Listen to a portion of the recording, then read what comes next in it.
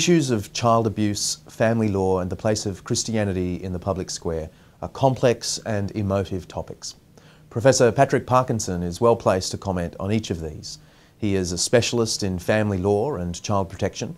He's a lecturer at the University of Sydney Law School, chaired the Family Law Council and advised the federal government on issues of child protection. Among Professor Parkinson's many books are Tradition and Change in Australian Law, a standard text for law students, and Child Sexual Abuse and the Churches. Patrick, much of your legal work is focused on child protection. I imagine that's a very depressing area of law, am I right? It is a depressing area of law when you're looking at some of the worst aspects of behaviour towards children, some of the most awful situations. I'm ultimately an optimist though. I see incremental change, I see things improving over time, and although things can be very, very bad and difficult as a Christian in this field, I'm looking for change. And when I see even small changes, small improvements, one child's life better than it was, then I feel a sense of hope and optimism about the situation. Were you motivated to get into that particular area of law because of your Christian faith, or did you just sort of accidentally find yourself an expert in child protection?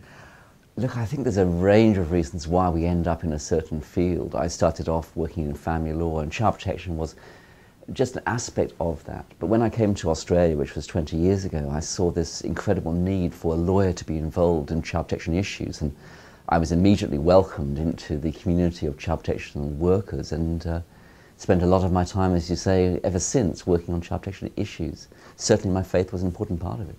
As a society, do we do well in child protection? I think what we're seeing is that the need is just increasing more and more and more, and that's a very bad sign. The numbers of children who are in need of care and protection due to mental illness, drug and alcohol problems, domestic violence, and child sexual abuse keeps on rising each year. Am I right in thinking that at the moment, in the last 3 or 4 years, there's been quite a dramatic increase? That increase has been for the last 10 or 15 years, just constantly increasing numbers. Now, part of it is that we are becoming better at identifying children who are being abused and neglected. But I think we're also seeing a breakdown in family life, an increase in mental illness, drug and alcohol addiction, and other problems of that kind. And that is leading to an increasing need for children to be taken into care. So that's a very worrying sign. And it's not just in Australia, it's elsewhere as well. One aspect of child protection we often hear about is child abuse in churches. Is it as bad as we're hearing? I mean, how bad is it?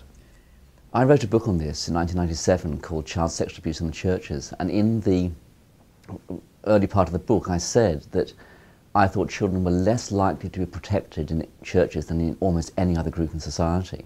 And I know the media picked up on that and were quite horrified. I didn't say that children were more likely to be abused. I said that children were less likely to be protected, and that was the problem.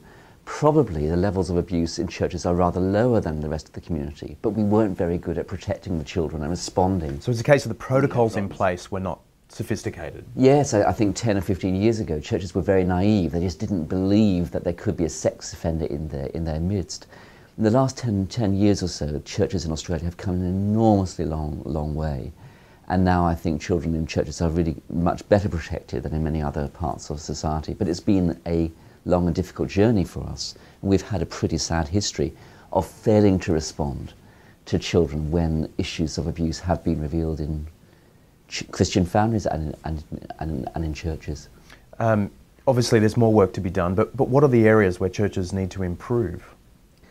I think one of the issues we have faced is naivety. The belief that if you're a Christian you couldn't abuse children, and I'm thinking here particularly of child sexual abuse.